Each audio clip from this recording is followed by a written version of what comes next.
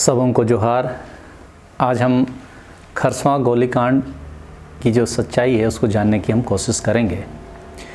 भारत की आज़ादी के करीब 5 महीने बाद जब देश 1 जनवरी 1948 को आज़ादी के साथ साथ नए साल के जश्न मना रहा था, तब झारखंड के सिंहभूम जिला का खरसवां उस समय एक ही ज़िला था, आज़ाद भारत के जालियांवाला बाग कांड का गवाह बन रहा था, जो आदिवासियों के नरसंहार कांड के रूप में जाना जाता है।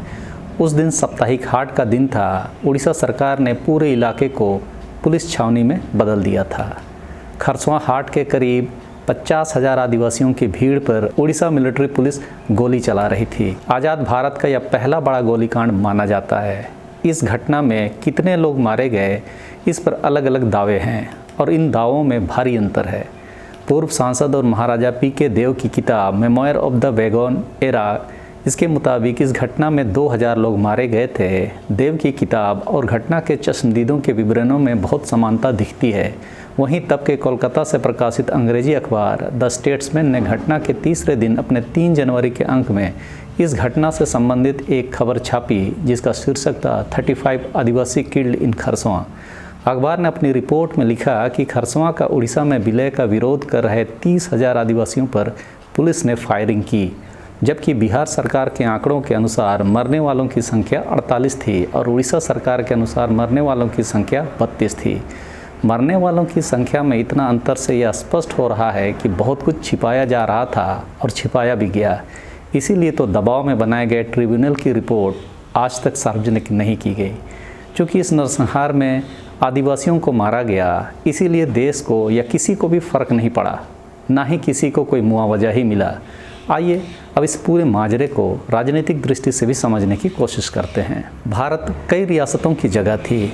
भारत आज़ाद होने के बाद गृह मंत्री सरदार वल्लभ भाई पटेल की अगुवाई में उन्हीं रियासतों को भारत में मिलाने की कार्रवाई शुरू हुई। गृह मंत्री सरदार वल्लभ भाई पटेल पूर्व के उड़ीसा भाषी देसी रियासतों का विलय उड़ीसा में करना चाहते थे। उस समय खरसवां के राजा रामचंद्र सिंह देव थे और सरायकेला के कुंवर आदित्य नारायण सिंह देव।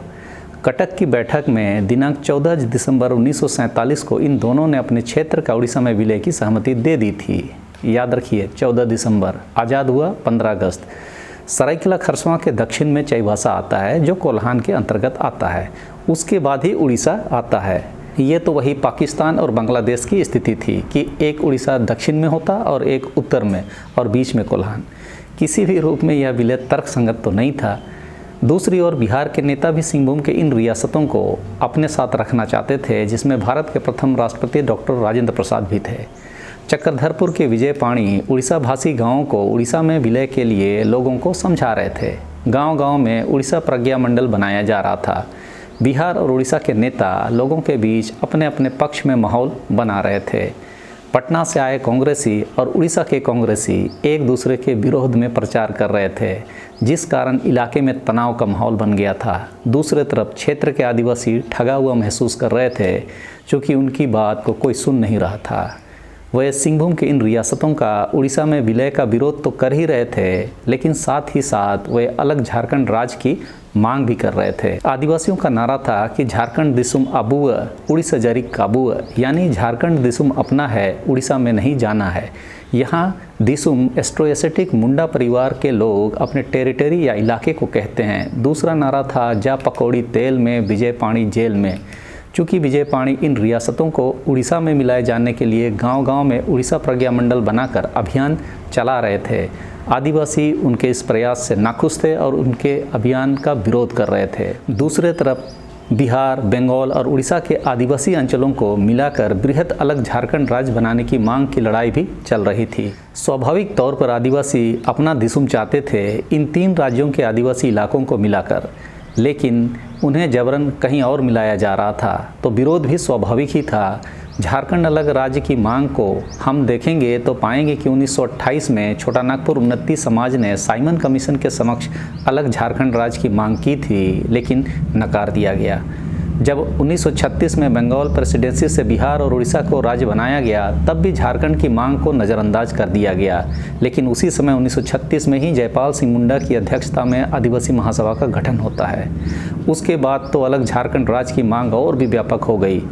बड़े स्तर पर आदिवासी लोग अपने इस अभियान में आंदोलन में जुड़ने लगे। कांग्रेस के रामगढ़ अधिवेशन में सुभाष चंद्र बोस के सामने भी यह मांग उठी, लेकिन इससे आज़ादी के राष्ट्रीय आंदोलन पर प्रभाव पड़ने की बात कहकर टाल दिया गया। फिर भी आदिवासियों को उम्मीद थी कि आज़ादी के समय या उसके बाद उनका झारखंड अलग राज्य बन जाएगा, लेकिन ऐसा नहीं हुआ और उसके विपरीत सिंहभूम के रजवाड़ी रियासतों को उड़ीसा में विलय करने की खबर आई। इससे आदिवासियों में नाराज़गी और आक्रोश फैल गया। एक तो झारखंड राज्य की मांग ठुकराना और दूसरा अपने विरोध के बावजूद आदिवासी इलाकों को उड़ीसा में मिलाने की खबर ने आदिवासियों को किसी भी स्तर पर जाने के लिए विवश किया। 25 दिसंबर 1947 को चंद्रपुर के जोजोडी में नदी किनारे आयोजित सभा सिंहभूम की इन रियासतों के विलय के खिलाफ हुई और बिहार, बंगाल और उड़ीसा के आदिवासी बहुल क्षेत्रों को मिलाकर आदिवासी राज्य झारखंड की मांग पर आदिवासियों को एकजुट करने का निर्णय हुआ। लोगों को खबर थी कि उनके गांव को 1 जनवरी को उड़ीसा में मिला दिया जाएगा, इसीलिए उसी दिन खरसवां हाट मैदान में विरोध सभा करने का निर्णय लिया गया और इस सभा में मारंगोमके के नाम से प्रसिद्ध जयपाल सिंह मुंडा के आने की भी बात हुई। आदिवासी महासभा के प्रमुख जयपाल सिंह मुंडा के आगमन की सूचना आदिवासियों के मध्य जैसे ही पहुंची, उन्हें सुनने देखने के लिए रांची, चक्रधरपुर, चाईबासा, करंडी, परसुडी, तमाड़, बूंडू, जमशेदपुर, खरसवां, सरायकेला के स्थानीय आदिवासी, बच्चे, बूढ़े, जवान, औरत, मर्द सभी कई दिनों की तैयारी के साथ सिर पर गठरी, खाने पीने के सामान और परंपरागत हथियारों, कुल्हाड़ी, तीर धनुष, ढोल, नगाड़ों से लैस होकर पैदल ही सभा स्थल की ओर चल पड़े। 1 जनवरी 1948 गुरुवार खरसवां में साप्ताहिक हाट का दिन था। साप्ताहिक हाट का दिन होने के चलते सामान्य से अधिक लोग बाजार के मैदान और उसके आसपास मौजूद थे। सभा के लिए लोगों का आना जारी था। आज़ादी के गीत, आदिवासी एकता के नारे, अलग झारखंड राज्य की मांग, रियासतों के विलय के निर्णय और उड़ीसा मुख्यमंत्री के खिलाफ नारे लगाए जा रहे थे। 50,000 से अधिक लोगों के सभा स्थल पर पहुंचने से ही अंदाजा हो गया था कि रियासतों के विलय के निर्णय ने पूरा आदिवासी बहुल इलाके को आक्रोशित कर दिया था। उस समय हरे कृष्ण महताब उड़ीसा के मुख्यमंत्री थे। कांग्रेस में उनका अच्छा रसूख था। विरोध को दबाने और राजा की सुरक्षा के लिए 18 दिसंबर को ही 3 कंपनी उड़ीसा सशस्त्र मिलिट्री खरसवां भेज दी गई थी, जो खरसवां मिडिल स्कूल में ठहरे हुए थे। वही झारखंड दिसुम अबुआ, उड़ीसा जारी काबुआ, जा पकौड़ी तेल में, विजय पानी जेल में इत्यादि का नारा आसमान में गूंजने लगा। जुलूस की लंबी लंबी कतारें चलने लगी। जुलूस दोपहर बाद हाट मैदान में जाकर सभा में तब्दील हो गया। आदिवासी नेताओं ने दूर दराज से आए आदिवासियों को संबोधित किया, लेकिन मारंगोमके जयपाल सिंह मुंडा खरसवां की सभा में शामिल नहीं हो सके। आदिवासियों का एक जत्था खरसवां के तत्कालीन राजा रामचंद्र सिंह देव से मिलना चाहता था ताकि विलय निर्णय पर पुनर्विचार का अनुरोध किया जा सके, लेकिन संभव नहीं हुआ। करीब 4 बजे सभा समाप्त हो गई, लेकिन भीड़ मारंगोमके जयपाल सिंह मुंडा के इंतजार में डटी रही और नारे लगाती रही। भीड़ की स्थिति को देखते हुए उड़ीसा सशस्त्र बल ने राजा रामचंद्र सिंह देव को बचाने के लिए एक लाइन निर्धारित करने के नाम पर मशीन गन गाड़ दिया और भीड़ के सामने एक लकीर खींच दी। चूँकि राजा ने विलय पर पुनर्विचार को सिरे से खारिज कर दिया था, तो लोग आक्रोशित थे। आदिवासियों के आक्रोश और एकता से घबराई आधुनिक हथियारों से लैस उड़ीसा पुलिस बल और पुलिस ने राजा को बचाने के लिए आनन फानन में बिना किसी चेतावनी के आदिवासियों पर अंधाधुंध गोलीबारी शुरू कर देती है। लोग जान बचाने के लिए इधर से उधर भागने लगे। कुछ ज़मीन पर लेट गए, कुछ मैदान में बने हुए कुएं में कूद गए, कुछ भगदड़ में मारे गए। इनमें से बच्चे, बुजुर्ग और महिलाओं की तादाद सबसे अधिक थी।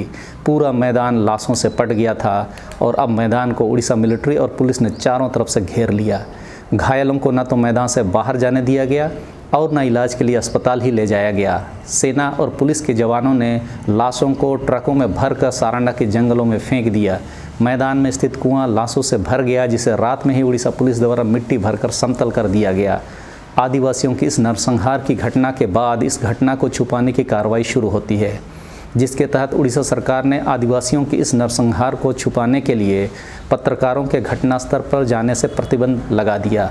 यहाँ तक कि बिहार सरकार द्वारा भेजे गए चिकित्सा दल और कांग्रेस के सेवा दल को भी वापस कर दिया गया। देश आज़ादी और नया साल का जश्न मना रहा था और इधर खरसवां में कर्फ्यू लगा दिया गया। अंग्रेजी अखबार द स्टेट्समैन ने 3 जनवरी को घटना को रिपोर्ट करते हुए 35 आदिवासियों के मारे जाने की सूचना दी तो उड़ीसा सरकार के अनुसार 32 और बिहार सरकार के आंकड़ों के अनुसार मरने वालों की संख्या 48 थी। लेकिन प्रत्यक्षदर्शियों के अनुसार इनकी संख्या कई हजारों में थी। प्रताप केसरी देव अपनी पुस्तक मेमोरी ऑफ द बायगॉन इरा में मरने वालों की संख्या 2000 से अधिक बताते हैं, जो कि प्रत्यक्षदर्शियों के साथ मेल खाती है। घटना के बाद पूरे देश में प्रतिक्रिया हुई। उन दिनों देश की राजनीति में बिहार के नेताओं का अहम स्थान था और वे भी यह विलय नहीं चाहते थे। बिहार सरकार के तत्कालीन मुख्यमंत्री श्री कृष्ण सिंह ने उड़ीसा सरकार की इस पुलिस कार्रवाई पर केंद्र सरकार से दखल देने की मांग की और दोनों रियासतों का उड़ीसा में विलय को रोक दिया गया। इस नरसंहार पर एक जांच कमेटी का गठन भी किया, लेकिन कभी उसकी रिपोर्ट सार्वजनिक नहीं की गई और न ही रिपोर्ट पर कभी चर्चा ही हुई। केंद्र सरकार ने बुधकर आयोग की सिफारिशों के आधार पर सरायकेला और खरसवां रियासतों का 18 मई 1948 को बिहार में विलय कर दिया। इस तरह आदिवासियों की एक जीत तो हुई, लेकिन झारखंड अलग राज्य की मांग चलती रही, जो सन 2000 में जाकर पूरी हुई। वो भी तब जब केंद्र की सत्ता में भाजपा थी और बिहार से अलग करके झारखंड की सत्ता में भाजपा बहुमत में आ सकती थी और सत्ता हाथ में आता देखकर झारखंड को अलग राज्य तो बना दिया गया और साथ ही झारखंड की सत्ता मिलते ही दर्जनों एमओयू पूंजीपतियों से किए गए और झारखंड की खनिज संपदाओं को लूटा गया और यह लूट किस्तों में अभी भी जारी है। आज़ादी के समय देश में भी कांग्रेस की सरकार थी और उड़ीसा में भी कांग्रेस की सरकार थी और शिकार आदिवासी था। उन्होंने उस नरसंहार को जस्टिफाई ही किया क्योंकि भारत सरकार ने अपनी ओर से कोई जांच नहीं बैठाई। इस गोलीकांड की जांच के लिए ट्रिब्यूनल का गठन बाद में हुआ, लेकिन उसकी रिपोर्ट नहीं बनने दी गई। ये तो हालात हैं। अब इस न्यूज़ को देखिए। ये 16 दिसंबर 2023 की है। इसमें झारखंड के राज्यपाल सीपी राधाकृष्णन, राज्यसभा के उपसभापति हरिवंश खरसवां की सच्चाई बताने के नाम पर खरसवां स्मरण पर राष्ट्रीय विचार मंथन का आयोजन के हिस्से हैं और उसी राजा रामचंद्र सिंह देव को मरणोपरांत डॉक्टर लोहिया व स्मृति सम्मान से सम्मानित किया गया, जिन्हें उस समय बचाने के लिए कांग्रेस की सरकार ने आदिवासियों पर खरसवां नरसंहार कराया था और आज भाजपा उन्हें सम्मानित कर रही है। उन्हें सम्मानित करके भाजपा ये स्पष्ट रूप से बता रही है कि भाजपा आदिवासियों के नरसंहार करने वालों के साथ है। बाकी खरसवां शहीद स्थल पर माथा टेकना तो एक नाटक है, ताकि आपका ध्यान इनकी इन नाटकों की तरफ ना जाए। ये तो हालात हैं। बाकी आप ये समझ लीजिए कि सत्ता किसी की भी हो, शोषण तो दलित, आदिवासी और पिछड़े का ही होना है। इन घटनाक्रमों से तो आप समझ ही गए होंगे। आज भी खरसवां में आदिवासी समाज 1 जनवरी को नया साल नहीं मानकर काला दिवस ही मनाता है और अपने लोगों को श्रद्धांजलि देता है। इस वीडियो में इतना ही। लाइक, शेयर और सब्सक्राइब करते रहें। सबों को धन्यवाद। जोहार।